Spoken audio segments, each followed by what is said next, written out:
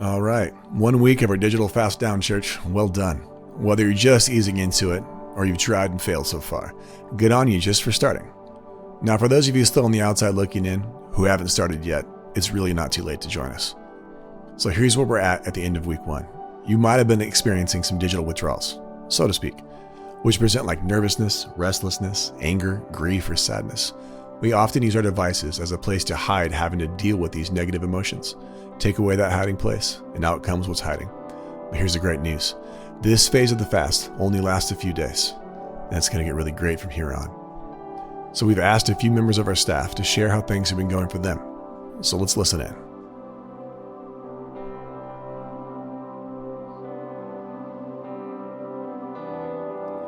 Where your treasure is, there your heart will be.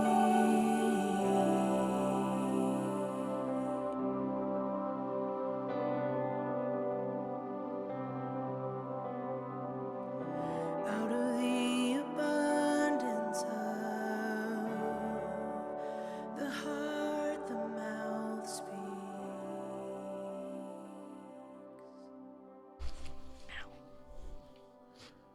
So I am joined by Debra Avenellis. Spell that for us. Avinelis. All the vowels are the short vowels. What percentage of the time is your last name misspelled? Misspelled? Yeah. Oof, 85. Yeah, I would put myself in the 85th percentile. I still don't know how to spell it. But the Avenellises are an essential part of Radiant Church. Gunnar and Debra serve as pastors and elders here. And we, as a church leadership, decided to embark on a digital fast for Lent. So for 40 days leading up to Easter, we are making our smartphones dumb. How is that? I want to just have the staff in to just ask, we're almost a week in. How's that going for you guys? What's going on in your house? Well, I'm enjoying parts of it. To be clear, when you said we should do this, I had a big thumbs down to this because I thought, I think I'm doing pretty good on my phone, quite honestly. I already do a lot of the things that was recommended for being on a fast, but I still didn't love my relationship with it because I know that I use it as an escape when I don't want to be in a situation. Yeah. So I knew it was good for me. So it has looked like. What's your escape route of choice? Like, is it social media? Is it shopping? Is it just, when you want to escape, what were you escaping through? Oh, to the Instagram for sure. To the gram. And sometimes it was like, oh, I don't want to make dinner. Well, let me find a quick recipe.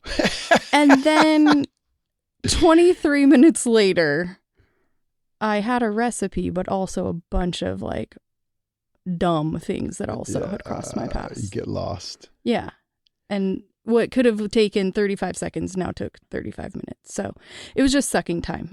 So what it looks like now is that it's amazing how much I can accomplish in a day when I'm not being distracted and wasting 10 minutes here and 20 minutes there and 32 minutes over there. Like I've washed 4 loads of laundry and folded it and put it away in 2 days. Usually that takes me 5 to 7 business days, so that's been nice. I just feel like I'm more productive in my own home and instead of listening to a podcast or doing something while I was folding clothes, I prayed for the people who wore those clothes. Whoa, really? Yeah, I've heard that you could do that. I try to do that sometimes, but because it was quieter, I was like, it's a great idea. This is a good time to pray for the person who leaves these clothes on the ground. So Gunnar leads a large organization. How do you think he's doing? How would you describe Gunnar's relationship with his phone? It is his main source of communication with, I don't know. He has a lot of employees. Yeah. He's got a lot of people that need him. And so it's always around, You Yeah. know? I think he does a good job when he gets home of trying to put it down, and I appreciate that. But I think for him too, whereas like Instagram's my favorite, maybe like sports or something is his, like, let me go check this real quick, and then stays there. Oh, of course, to me, it's longer than he should because I want him to do something else sometimes, but I don't think it's never been like a huge problem. But that's an interesting thing you bring up, because when I'm not on my phone, I very much expect my wife not to be on hers and throw looks her way that essentially communicate, if I'm not on my phone, then you better not be on yours. Gunn and I do that sometimes too. Yeah. Yeah. It's helpful to, I guess, have some agreement with your spouse, because man, when somebody else is using the phone and you're not, man, you can feel pretty superior to them and then pretty upset with them pretty quick. It's like when I'm trying not to eat sweets and he eats a sweet and I just Right want in to front punch of him in you. the face. I know. Yeah, Yeah. it's kind of like that. No, That's but real. I think what's been really cool, he does a good job of having like times where he's on his phone. And one of them is like, while I'm getting ready for bed, because it takes me 800 years and it takes him 3 minutes. Yeah. He'll just, scroll or whatever till I get in bed. And he's been reading, and he's actually been reading some of my favorite books. So now it's fun that we're like talking about these things that have mattered to me. Yeah.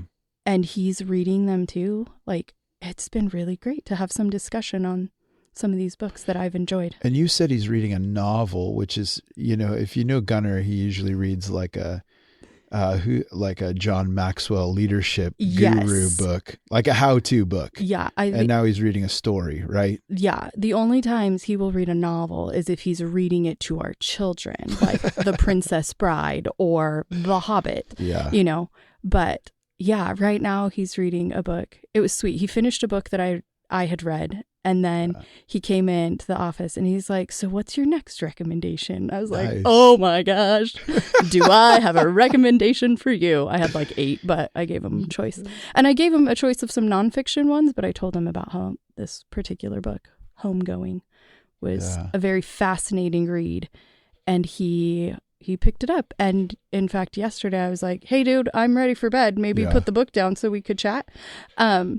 But I was just so excited he was reading a book that I loved that I thought it was fun. It's funny. The feedback I continually get on this fast is that it feels like camping, and reading. I'm talking to people who are playing like solitaire. We have played board games every night because we're telling our kids like we're not doing it. I still use screens when I like need to run errands and I need my 12-year-old to babysit the 7-year-olds. Like give her the screen. I don't care. Dude. But for the most part, our kids are off of screens right now too. And that has been hard because I don't want it to feel like a punishment to them. Yeah. Like I want it to be something that they like that matters to them, Totally. But it has been fun to point out like, hey, I've noticed you've been a lot more patient with your sister recently. Yeah. Do you think us not having screens has contributed to that? Right. And of course he's like, no, not at all. But I think it is. And so I'm thankful for it. I think it's good. And I think that, I think it's a good practice for all of us. And I'm excited to hopefully carry some of the things we're learning into. There's like a real difference between using a screen or technology on purpose to do something and just mindlessly getting lost in a rabbit hole. Yes.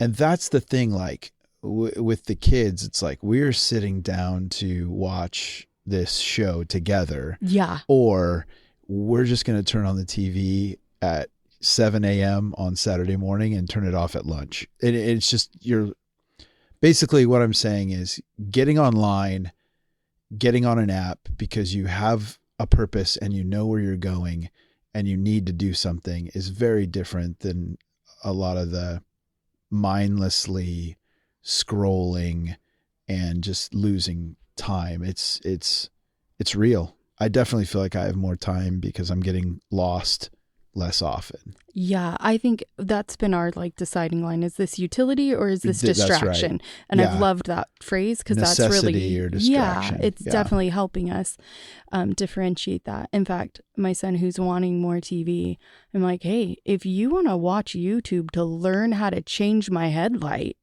by all means, let's go. Let's learn something. Yeah. And I'm okay with that screen. Yeah. I'm not okay with you watching someone else play Minecraft. You know, Right. I would like that to change, you know. Yeah. So it's I'm really appreciating it. Maybe not always enjoying it, but even like I have a book club that I'm a part of that it meets on Instagram, you know, and so an Instagram live or whatever. So I like am setting alarms for like I can go on at this time to catch up on my book do this club, but then I turn it off and I'm not scrolling.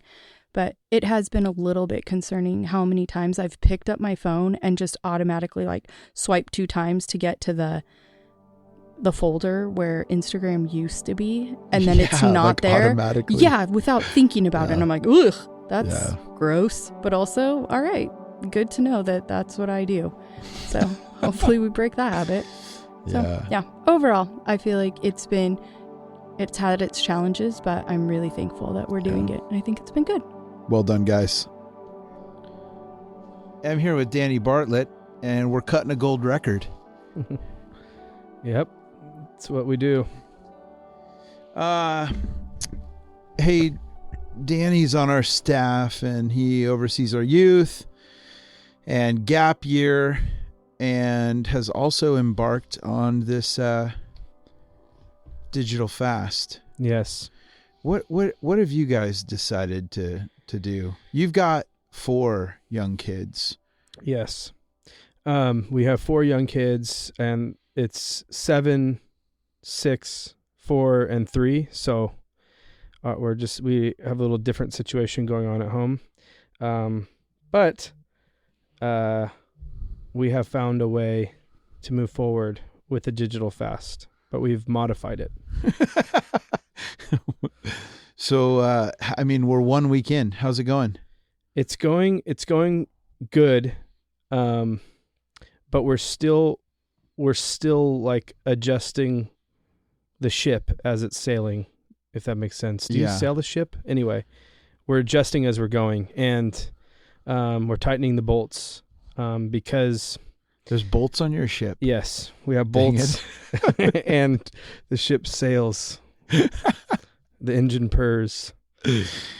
So, what do you find yourself 1 week in noticing? Like maybe you miss this the most, or you're noticing this. What? Yeah. 1 week in, what's your report? Having adjusted your bolts. Okay. Before I answer that, just let me say this: I am not on social media, so that's an easy step for me to not engage in my phone.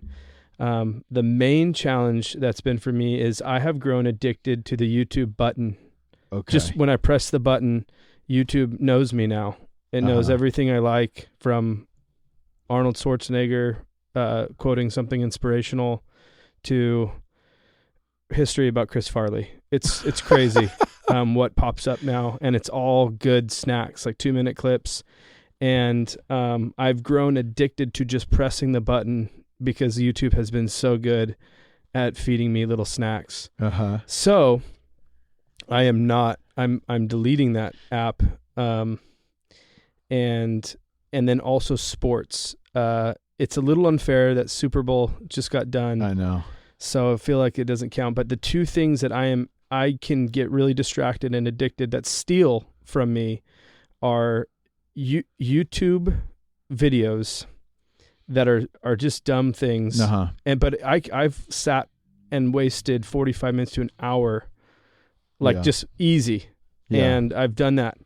And then sports, I mean, I'll read about every team, every player, the latest dramas. And then ESPN app. So the ESPN app and the YouTube app, if those things were eliminated, and which they are now, I am doing pretty well with my phone. Outside of texting, like in work, crossing work and home life. Are you a news guy? Or do you use your phone to just escape the real world, and you don't like it when the phone tells you about the real world? Yeah, I don't. My real world news. Let me just say, the news doesn't tell you about the real world, but let's just pretend it does. I'm not saying fake news. I'm just saying Here we go. There's an agenda, Here we go. right? And both sides, they're trying to spin something. Yeah. Just okay. Let's not go there. But it's the real world, right? So. I love it. People are going to be like, how did you connect the real world with media? Yeah. Okay. So what I've done is my news is given to me through an app called The Pour Over. Okay. So, or a podcast called The Pour Over. Yeah, the So Pour Over I am podcast. I actually- think my wife uses that too. Yeah. It was suggested Yeah. to me by somebody. Yeah, and I like it. 7 minutes. It's thorough, whatever. Yeah. But, what I'm still figuring out is my relationship with podcasts right now. Yeah. Because it helps me do what I do, forming content, Right. hearing Yeah. the latest things. So I'm actually trying to figure out how to filter the podcasts, and some of the podcasts are theological, but they're news. They help me decipher the news. So Yeah. I'm actually trying to, in real time, I need to edit Yeah. and cut out because that can be distracting. Yeah. So I actually might make the decision like this week Right. To go without to podcasts. go without podcasts. Yeah. And that will be very difficult. Yeah.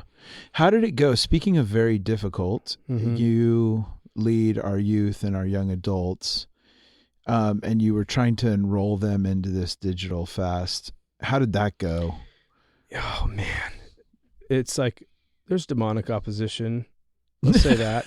No, it's like we had a Kingdom Come the week before the fast started, and Kingdom Come's a prayer meeting at Golden West High School, or it was at Golden West. This March 6th, it's at Redwood. So there's that, and so that didn't give me the week before the fast started. It started on a Wednesday. So the day of the fast, I got the pamphlet. I stood before the youth, and I charged them to start. And check this out. Redwood had a play that night, and over half the youth group wasn't there. So there was only about 30 to 40 kids, where, usually we'd have somewhere between 60, 70, whatever. Yeah. And I was hoping it'd be a big night so that we can all rope them in together. Uh-huh. So I have to hit them up again this Wednesday. And I'm very much in the mindset that it doesn't matter how late you start. Yep. Just start. Yep. And even me correcting with podcasts, Yeah. like I still haven't figured it all out, but I think the fast shouldn't be measured by if you started perfectly and end perfectly. Mhm. It needs to just happen, and you need to start this engagement Right. as much as you can.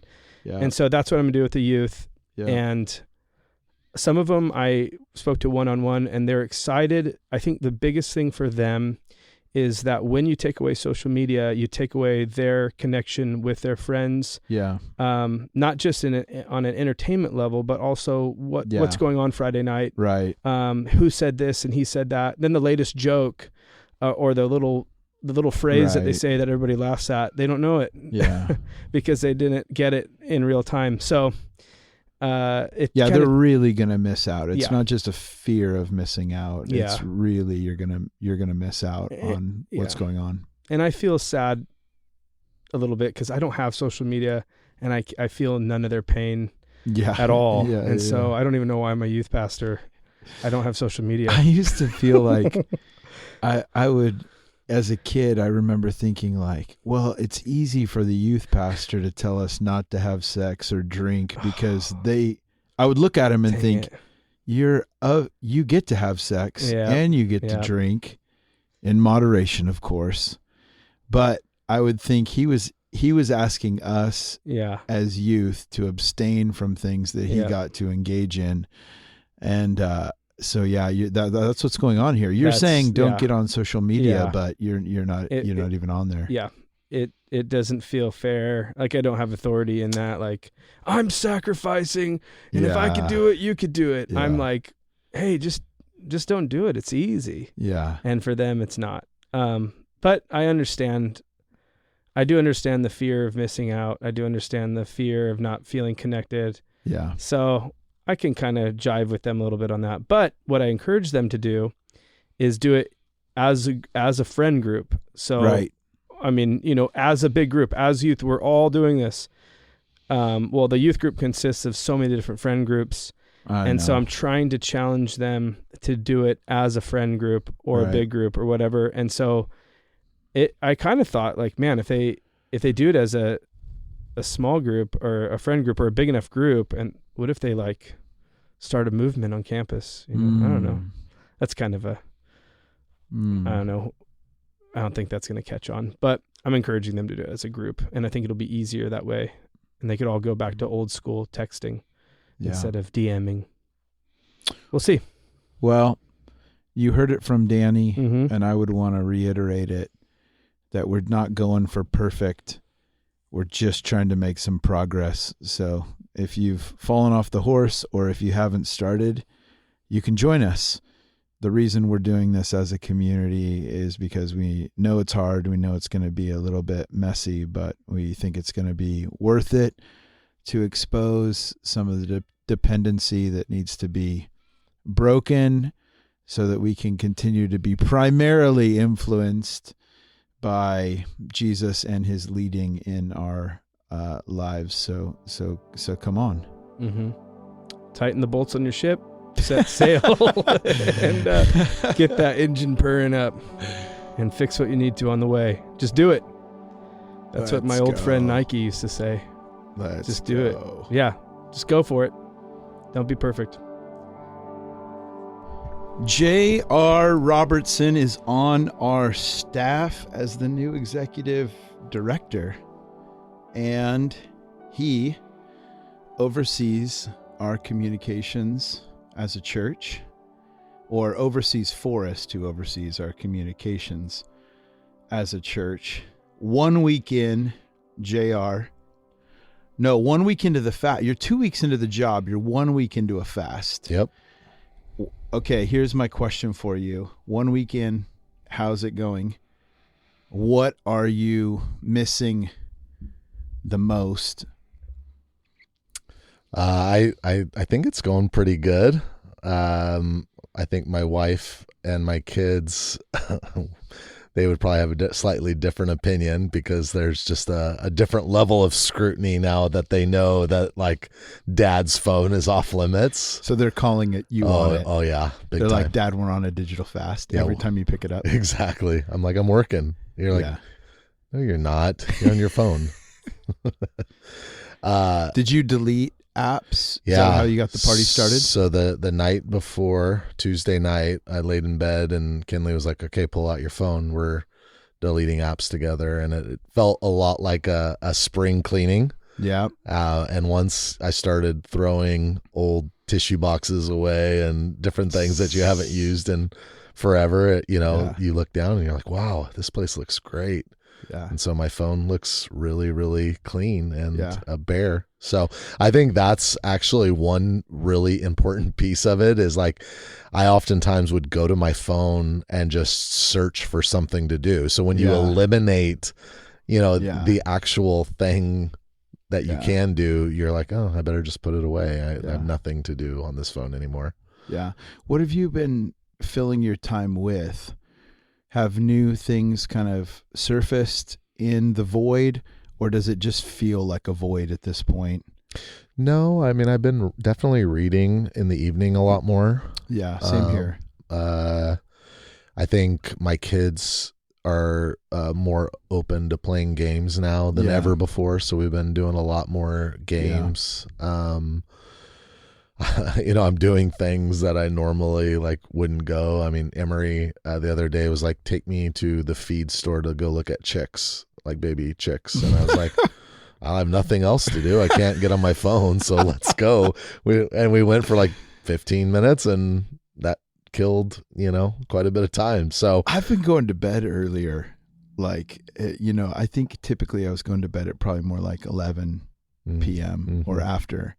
Now it's more like 10 p.m. because there's just not a ton to Yeah, my TV time was definitely after the kids were down. Yeah. Kinley would go to bed and I'd go binge, something. And now I'm going to bed a lot earlier too. So I had Bartlett in here and we were talking about how providential it is that the Super Bowl, like football season's over. Mm-hmm.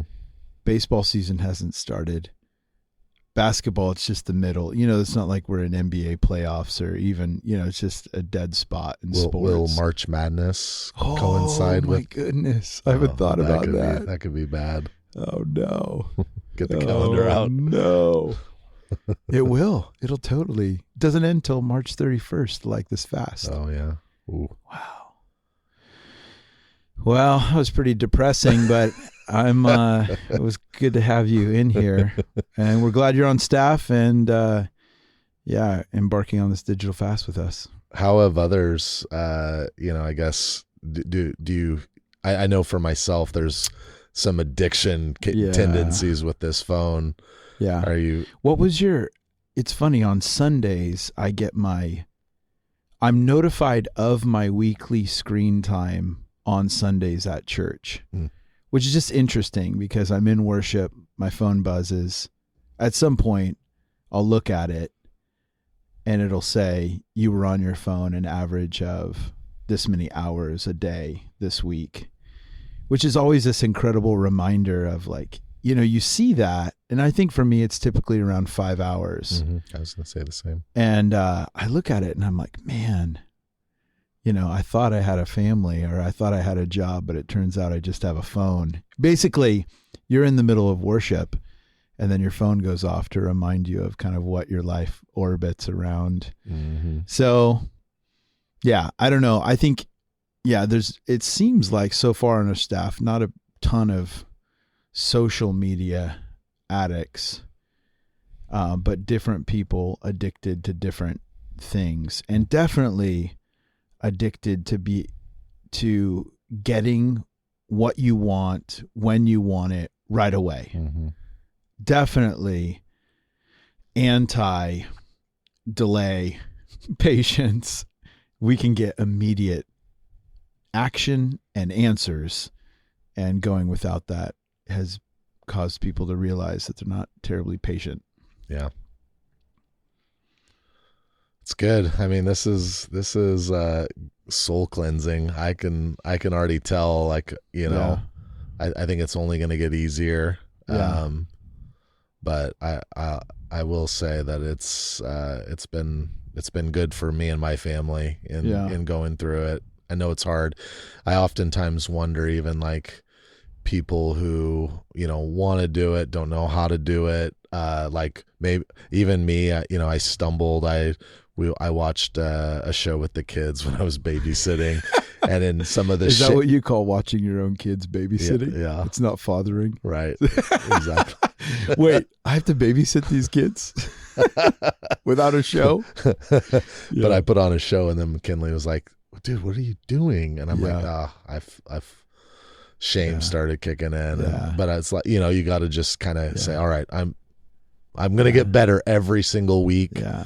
Like, I think that's part of the process too, is like debriefing, how did I do? How could I have done better? What are the things that I probably shouldn't have done that fall into this gray area of like digital fast? Yeah. So anyway, my form of cheating when I would food fast is Jamba Juice. Oh. And not just Jamba Juice, because those things have a ton of calories, but there's one with like peanut butter. So it's not fruity, because when you're fasting, you're sick of fruit, sweet. Mm-hmm. You're craving salt, Yep. And I would go get that peanut butter mood, or I can't remember what it's called, but what's your digital Jamba Juice then?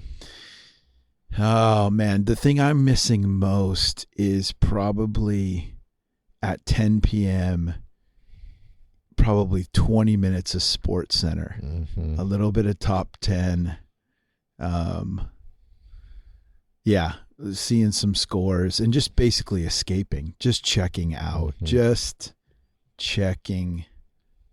I think that's probably what I miss most. But I am noticing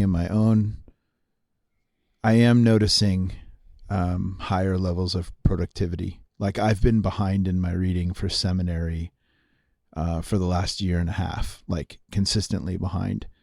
And I'm starting to catch up because I'm reading for an hour before I go to bed instead of scrolling for an hour before I go to bed. So yeah, I'm seeing the upsides too. Nice. And I'm also seeing ways in which I touch my phone, like looking, I have nowhere to go, but I just grab it.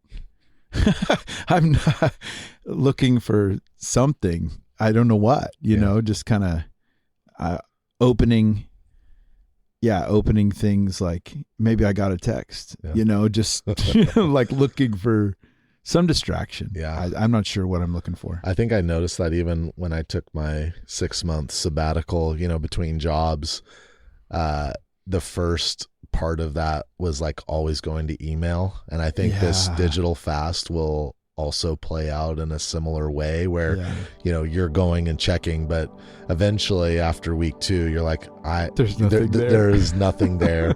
It doesn't matter how many times I check. And then you start actually creating different habits. And I'm actually excited for that for me personally, but yeah, cool. All right, dude. All right. Thanks. Yep. How am I sending you? Hello? Who's hello? Am I number 2? Check. That's you. Hello? Oh. The reason the knobs are being adjusted and things are being wrenched on is because I'm joined now by Forrest Cavalli, who serves here and is in charge of our communication, but is yet another person who isn't on social media. Yeah. Is that right? That's correct. And then is Twitter a part of your life? No. Wow. Yeah. Okay, so are you addicted to... I mean, of all the people on staff, you're the person who's supposed to be addicted to screens. You kind of professionally stare at screens. When you get home, do you stare at screens, or are you done with screens by the time you get home?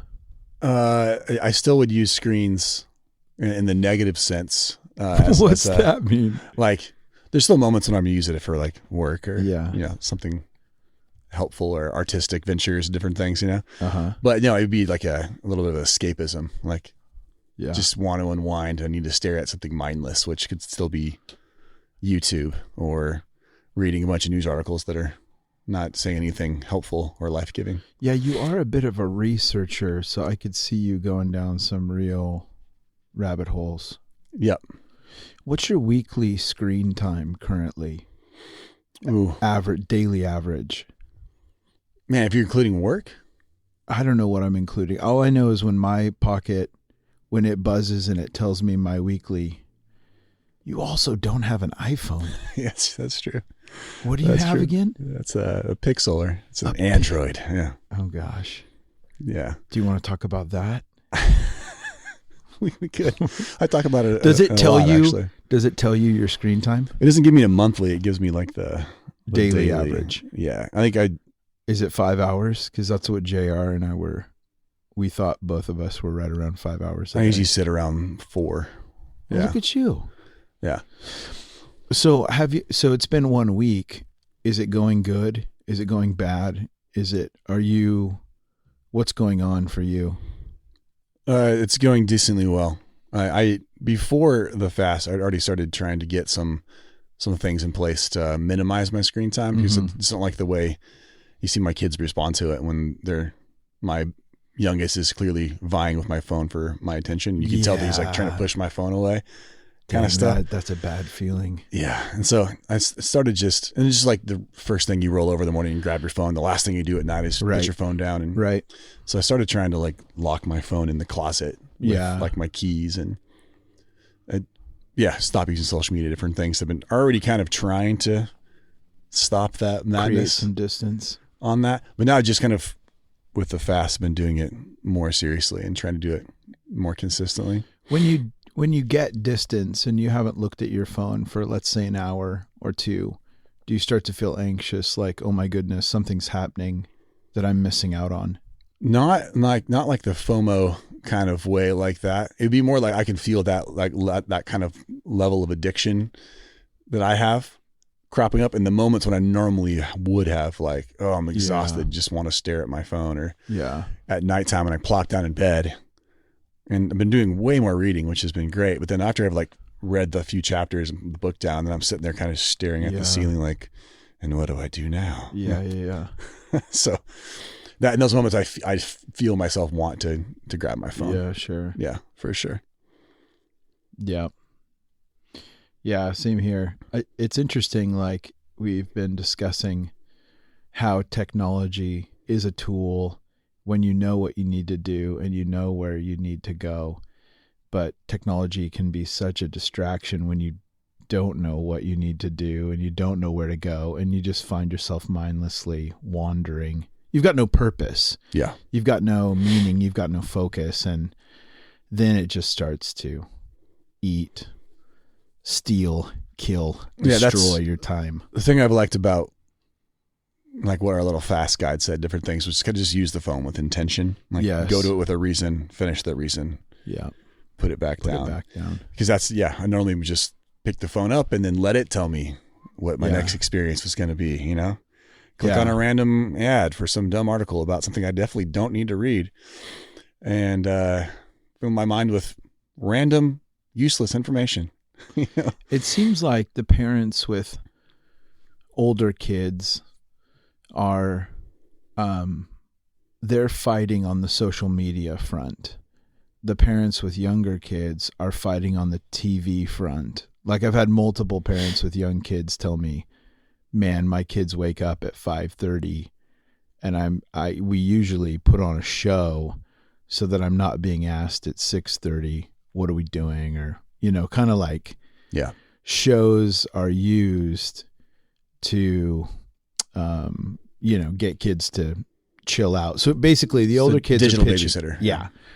The older kids are pitching a fit because we've ruined their lives. They can't connect with friends in the ways that they used to. But with younger kids, it seems like it's more difficult to go without movies or television because that was such a help to moms and dads to get them, buy them a little bit of space to do whatever it was that they needed to do. Is that the case for you guys? Our kids we have a large gap between our oldest, which is 9, Finn, and our right behind him, Beck, which is 7. And then there's the baby, which is 2. And so with the older 2, we've had more success with my wife's been doing a great job of reading a lot more books recently and doing some of those things. But the baby, we still definitely just get him plugged into a show. Plop him so down. We can focus on whatever else is going on. And he stays put. No. Oh, okay. Sometimes. Yeah. But usually he wants to be where mom and dad are and just kind of chases us around. So it's a challenge. On Sunday, I shared some stats about how much of people's time is going to screens.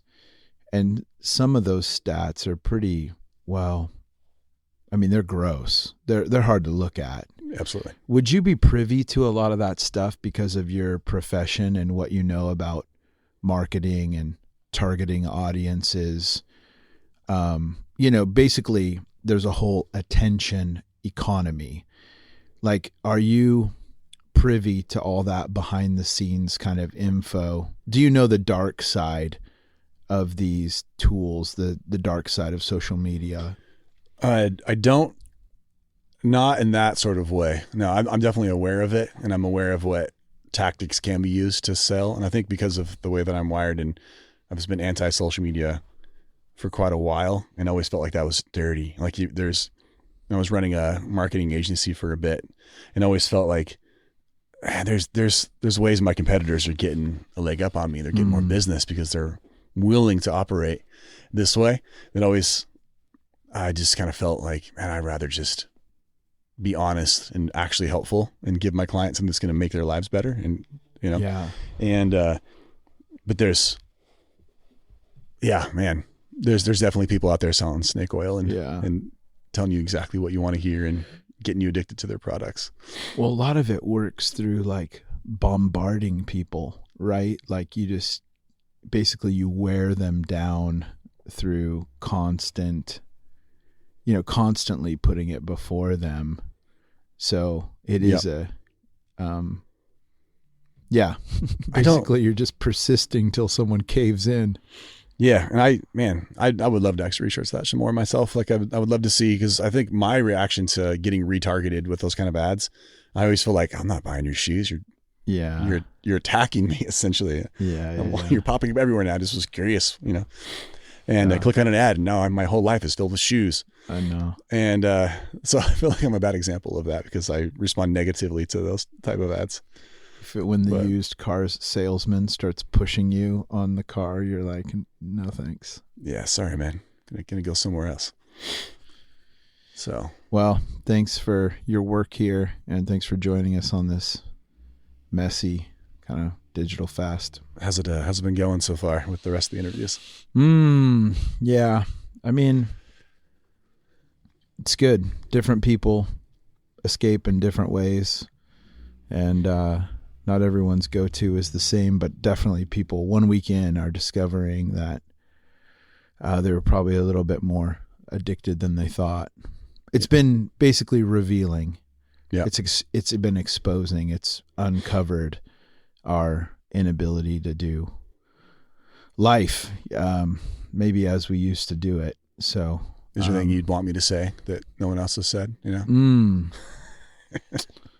No, I mean, it would be great if you just said, Travis, this was a great idea, and the leadership of this church must often and maybe always hear from God. I can say that exactly, almost like when you brought this thing up to me, hey, I want to do this digital fast and see what's going on with the news and the election and all the things that are coming up. I was immediately excited. And I felt like, I can't wait to do that. I can't wait to be on the end of that, hopefully having successfully done it, because the fruit of what that'll bring to me is me and my family will be really helpful. And then what our whole church participates, this is going to be really amazing. So I am grateful, Travis. Well, when I ask for a compliment and then you give the compliment, it doesn't totally count. It's kind of like when Jessica, your wife, says, you need to get me flowers, and then you come home with flowers. It's like, well, it kind of counts, but it doesn't count. So yeah, I'll edit this part out. Yeah. Thanks, Forrest. Yes.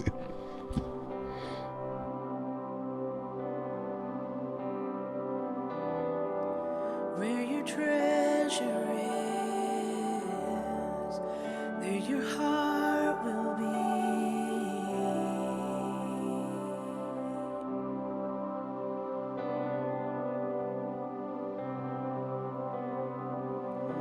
Out of the abundance of the heart, the mouth speaks.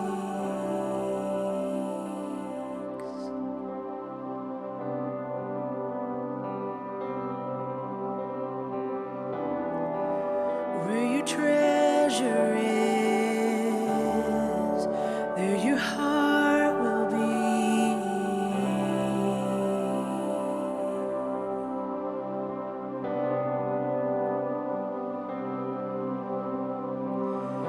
Out of the abundance of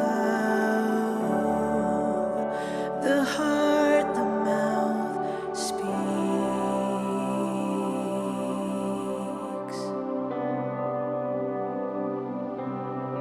Until next time, church, stick with us. Trust the process. Lean on your friends and family. And most importantly, seek His presence. And remember, we're all in this together.